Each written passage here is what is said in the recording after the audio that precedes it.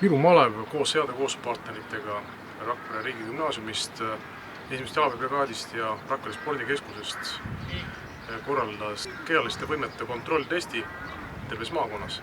Kuidas läks? Tänan küsimast, läks väga hästi. Osalejaid oli äärmiselt palju, ligi 150 ja äärmiselt hea meel on ka, et väga palju oli noori. Võime siis tuua näiteks, et kõige noorem oli 7-aastane ja kõige vanem oli 70+ aastat vana.